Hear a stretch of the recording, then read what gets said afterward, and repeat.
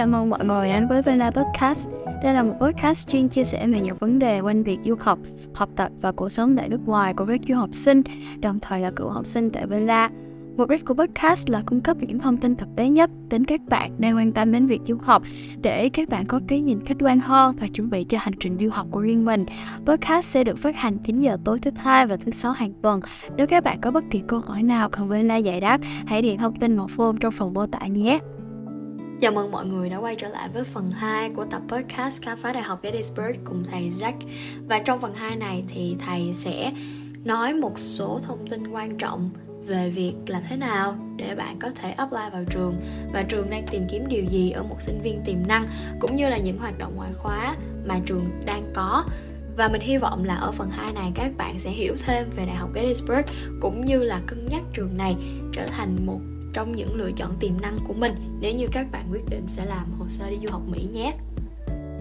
And I think we're gonna move to the third topic is about the student activities. This is pretty an interesting one because a lot of students love to, do activities beside class. So what are some popular student clubs and organizations at Gettysburg that you would highly recommend, or you think that it's did really well in terms of organizing? Yeah, I mean, the first thing that came to mind, thinking about international students, we have an international club, we have Vietnamese Student Association, there's an Asian Student Alliance, Black Student Union, Latin American Student Association. So there's lots of different cultural clubs. In that way, they are very, very present, always having events, advocating and, bringing in speakers or things like that. I know for a number of international students, economics is a big area of interest. So we do have an economics club and an economics research club. Those two separate clubs.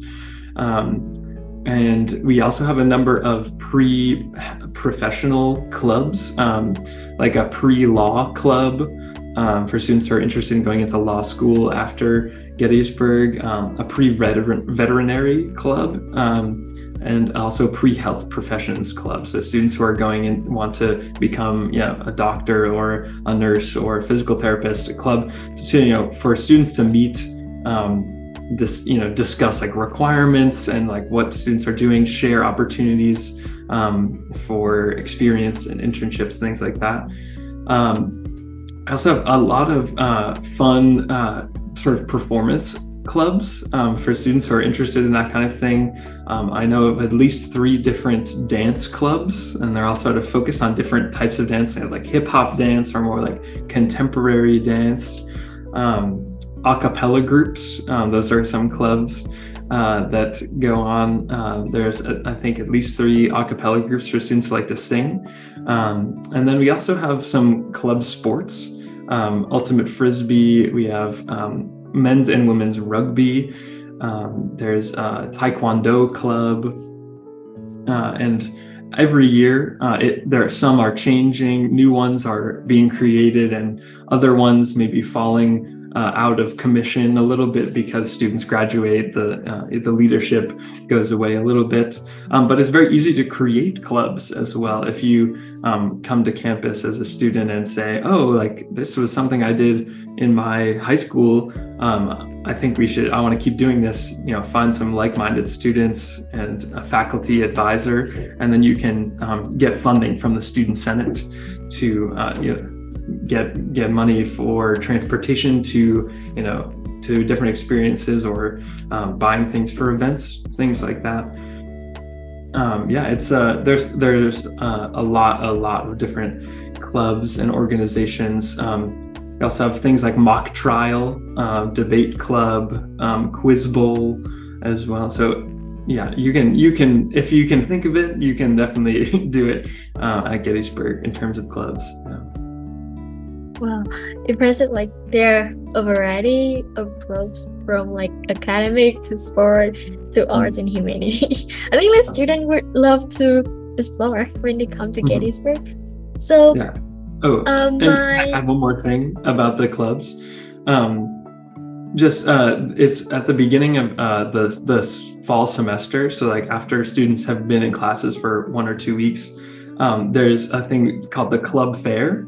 And if the weather is nice, it's usually outside. And that's a really great way to like see all of the different clubs that are available to you. And, like walk around. There's like over 100 different tables, and people will be representatives from the club will be there to be like, hey, are you interested in a hacky sack, or are you interested in being part of this like raising money and being part of a charity organization? And you can write your email down, get on a few different lists, and then figure out which ones you really are interested in as well. So that's just sort of how you might approach getting into different clubs. And then there's lots of leadership positions available in those clubs as well, like treasurer, secretary, president, vice president, that many students have at least 3 different leadership positions at some point during their time at Gettysburg. I think it's pretty similar. Like I also have similar experience like in my first year when I go through the club, like the club fair. Like I want to attend, like become a member of every club, because at that time like, every club is so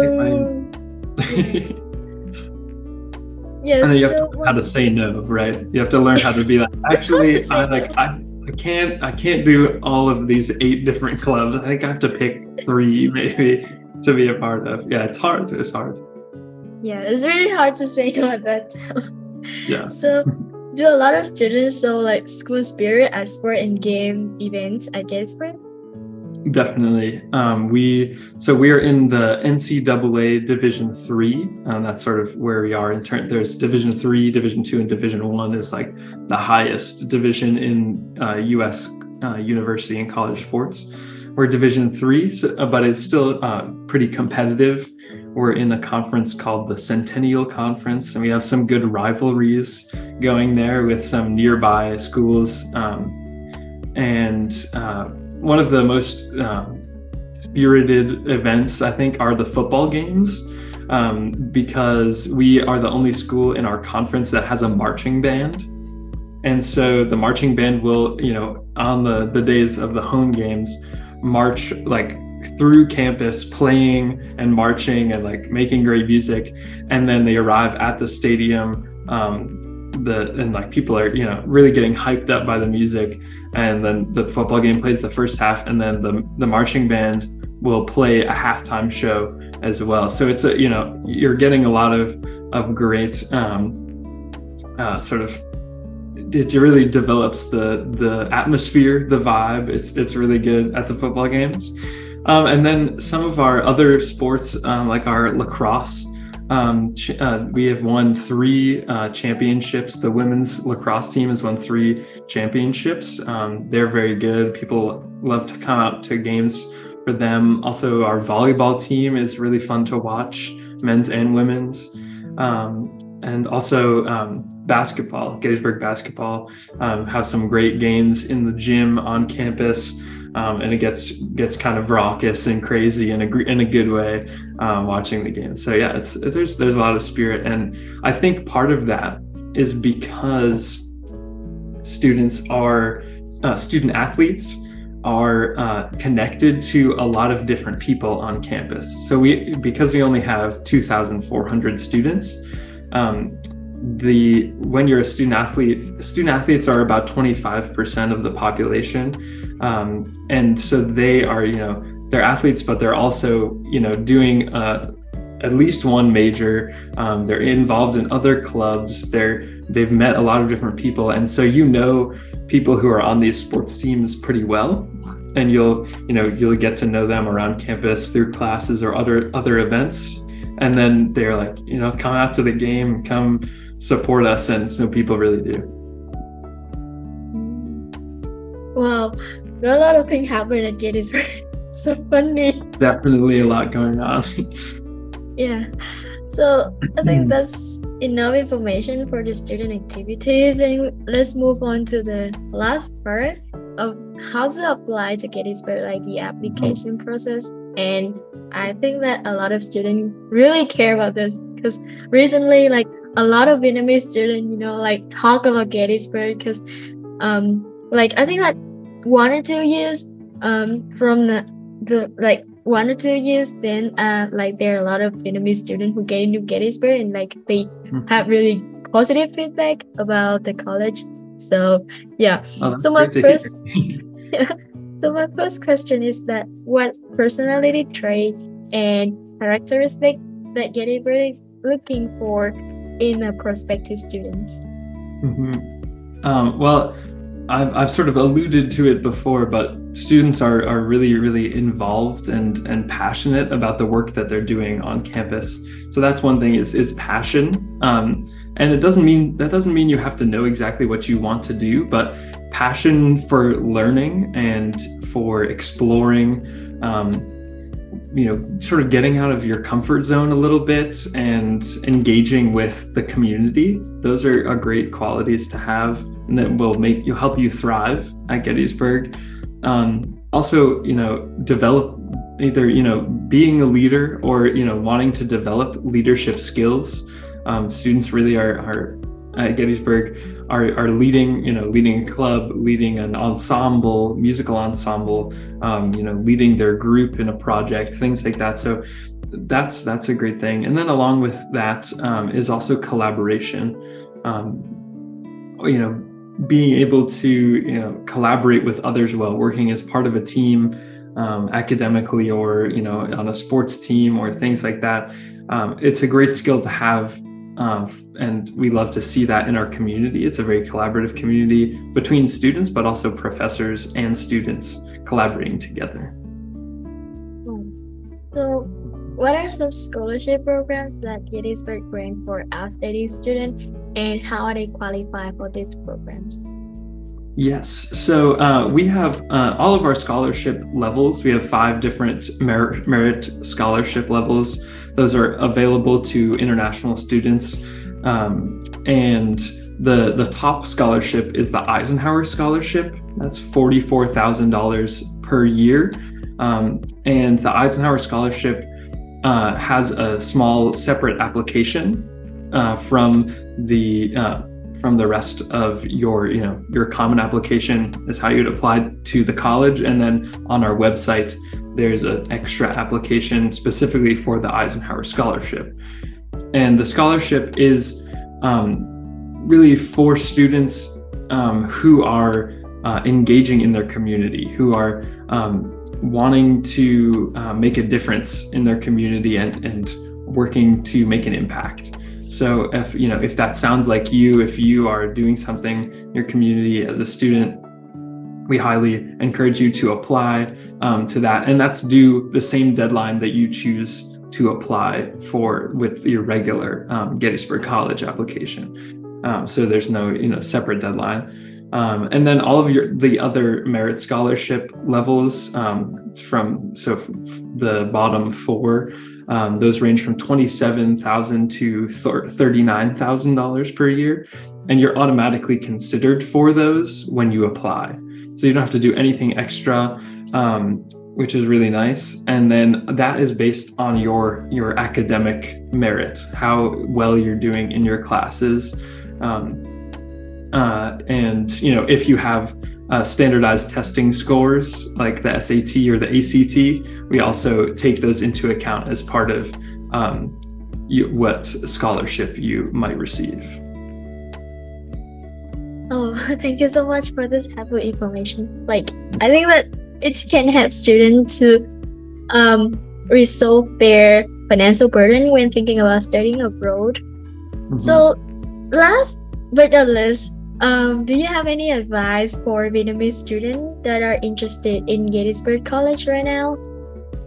Absolutely. So, we love to get to know our students who are applying. And so interviewing with us is a great way to do it. We offer virtual interviews all through, you could do one tomorrow if you wanted to, all through from now until the last deadline date. And they do this virtually. I also am traveling to Vietnam this fall. And you, Villa is in Ho Chi Minh City, right? Me? Yeah, I live in a province that next to Ho Chi Minh City, Okay. but right now I'm not in Vietnam. Yeah. Oh, okay, gotcha. But the school is, right? Oh yeah. Yes. And so yeah, so I will be in Hanoi from the 14th to the 18th of September, and then I'll also be in Ho Chi Minh City on the 19th of September. So I will be sending out some thing to students who are already in our system. We have their email saying I'll be offering some interview slots then. So if any students want to do that, I would love to meet them, and that's a great way to allow me to get to know you, and I'll also be reading the applications. So it's easy to connect a face and a story to an application, which is always great. So students will have like opportunity to connect to you like in-person interview. Mm-hmm. Oh. Yes, yeah. While I'm in Vietnam, I'll be offering some interview slots. So that would be. I would love to. I love talking to students in person because you don't get to speak to that many international students because we're here in the U.S. But along with that, another piece of advice I'd give is to really curate your application. And what I mean by that is think about what you're telling us in each different section of your application. So in the section about your activities, what are we learning from you? Like what do you do? What kind of student are you? What are you engaged in? And then what can we learn even more than that in your essay? Because we want to learn something new from your essay, or if you want to expand on something that you only got like one line to say, like, oh, this is the activity I do, this is what it is. You only get like a little bit of space to describe that. So then in your essay, that's a great place to say, like, oh, this is how I'm involved. I founded this club. I am part of this volunteer organization. This is a challenge that I've really overcome. Things like that. Learning about you is basically what we want to do through the application. And so, yeah, what things are we learning in which different parts of the application is important. And then also engaging in our online events throughout the fall, and also in the spring. We have like information sessions. I think we're probably going to be having some sessions like Q&A or panel sessions with some of our current international students, specifically for Vietnamese students. We have two Vietnamese students who are workers in our office.